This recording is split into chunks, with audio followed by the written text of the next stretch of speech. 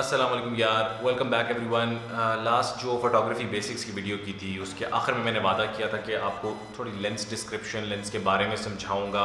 मैं ख़ुद भी चूँकि हमज़ा और उज़ैर से सीख रहा हूँ इस वक्त लेंस के बारे में, कैमरा के सारे गियर के बारे में, तो मेरे लिए बड़ा मज़े का ये एक स्टेज है कि मैं जो चीज़ सीखता हूँ साथ साथ सिखा देता हूँ ताकि मैं भी उसको मेमोराइज़ कर लूँ और फ्रेश नॉलेज आपको भी मिल जाए, तो दोनों का फ़ायदा हो जाए। आज जो सारा लेंस का स्टॉक दिखाना है ना, उसका मकसद ये है कि आपको थोड़ा सा आइडिया हो कि लेंस की कैटेगरीज क्या होती हैं, लेंस क्यों डिफरेंट तरह के ऑप्ट किए जाते हैं, मेरे कैमरा के ऊपर छोटा लेंस बड़ा लेंस लगाओ इससे क्या फ़र्क पड़ता है, वीडियो के लिए किस तरह का लेंस यूज़ होता है, फोटोग्राफी के लिए किस तरह का लेंस यूज़ होता है, शार्पनेस पे, जूम पे, एपर्चर पे क्या फ़र्क पड़ता है लेंस की वजह से। जितने लेंस भी मैंने टेबल पे रखे इनमें से कोई एक लेंस भी मेरा नहीं है, मेरा ओन जो लेंस है वो मैंने कैमरा पे माउंट किया हुआ है। इस वक्त मेरे पास सिग्मा का 16mm f1.4 है जो मैंने सोनी के कैमरा पे माउंट किया हुआ है। लेंस की कैटेगराइजेशन अपनी फोकल लेंथ और एपर्चर के डिफरेंस की वजह से होती है। फोकल लेंथ ये डिटरमिन कर रही होती है कि आपका कैमरा कितनी दूर की इमेज को क्लियरली और शार्पली कैप्चर कर रही है, और एपर्चर ये डिटरमिन कर रहा होता है, जिस तरह मैंने पिछली वीडियो में बताया, कि आपका लेंस कितनी लाइट को अलाउ कर रहा है और कितना अच्छा बुके और ब्लरी इफेक्ट बैकग्राउंड में आ रहा है। लेंस की बेसिकली दो मेन कैटेगरीज हैं,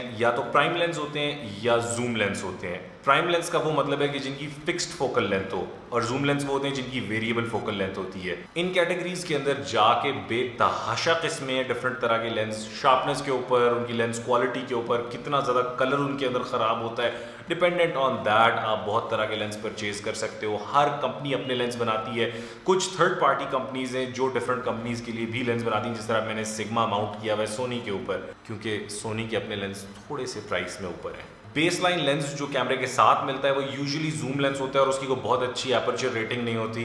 मुझे जो मिला था अपने कैमरे के साथ वो 1650mm था, 16mm से लेके 50mm तक उसके अंदर जूम कैपेबिलिटी थी, और उसके अंदर वेरिएबल एपर्चर था जो बहुत अच्छा फीचर नहीं है, उससे मुझे नुकसान ही होता था। इस वजह से मैंने एक प्राइम लेंस की तरफ मूव किया। अब जो लेंस मेरे पास रखे हुए हैं एक एक करके इनकी कैटेगरीज बता देता हूँ, उसके बाद इनकी पिक्चर क्वालिटीज भी दिखाऊंगा।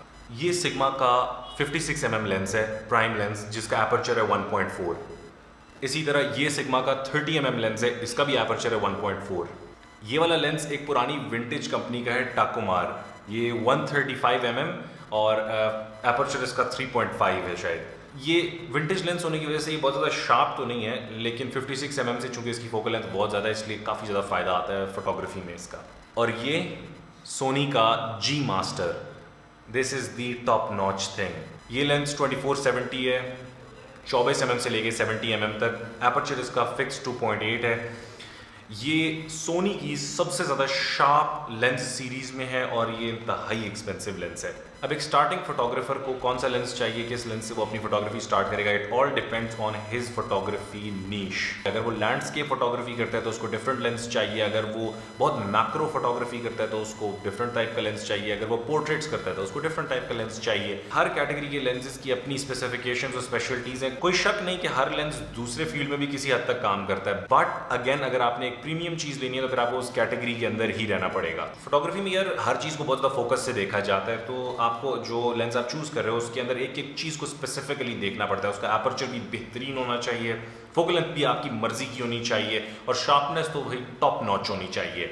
अगर आप जा रहे हो मैक्रो फोटोग्राफी की तरफ, वो चवन्नियाँ और कीड़ों मकोड़ों की तस्वीरें खींचने के लिए, तो आपको एक बिल्कुल डिफरेंट लेंस चाहिए। और अगर आप चांद सितारों की तस्वीरें खींचना चाह रहे हो तो आपको वो बड़े बड़े 600mm 1600mm तक के लेंस चाहिए। हर लेंस के अपने प्रोज एंड कॉन्स भी हैं ऑब्वियसली, लेकिन फिर आप एक बार फील्ड में स्टेप इन करोगे फिर वो चीज़ आपको खुद समझ आना स्टार्ट होंगी। अगर मैं आपको इस वक्त थ्योरेटिकली बताना शुरू कर दूँ ना, ये लेंस बेहतर है, वो लेंस बेहतर है, वहाँ एक बहुत बड़ी आर्ग्यूमेंट चल पड़ती है, क्योंकि हर बंदा प्रेफर करता है अपनी मर्जी के लेंस को। और हाँ, हर कंपनी की अपनी लेंस की रेंजेस होती हैं, कुछ महंगे लेंस बनाते हैं, कुछ सस्ते लेंस बनाते हैं। सोनी के अपने जो लेंस हैं वो इंतहाई महंगे आते हैं, इसी वजह से मैंने भी प्रेफर किया था सिग्मा का लेंस लगाने को। कैनन के लेंस फिर भी निस्बतन सस्ते हैं।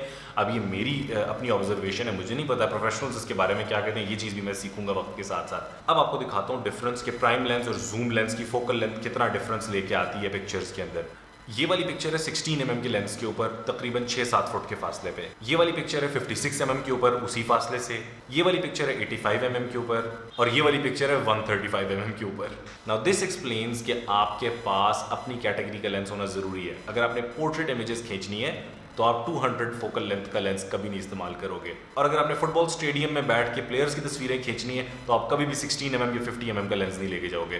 ठीक है भाई, लेंस की कहानी मुख्तसर रख रहा हूँ, अगली दफ़ा इंशाल्लाह तसल्ली से आपको पोस्ट प्रोडक्शन के बारे में सिखाऊंगा। जब आप पिक्चर खींच लेते हो तो उसके बाद उसके साथ क्या करना होता है उसे हाई ग्रेड प्रोफेशनल फोटोग्राफर वाली लुक देने के लिए। उस वक्त तक के लिए मुझे इजाज़त दीजिए, इंशाल्लाह फिर मिलते हैं। अल्लाह हाफिज़।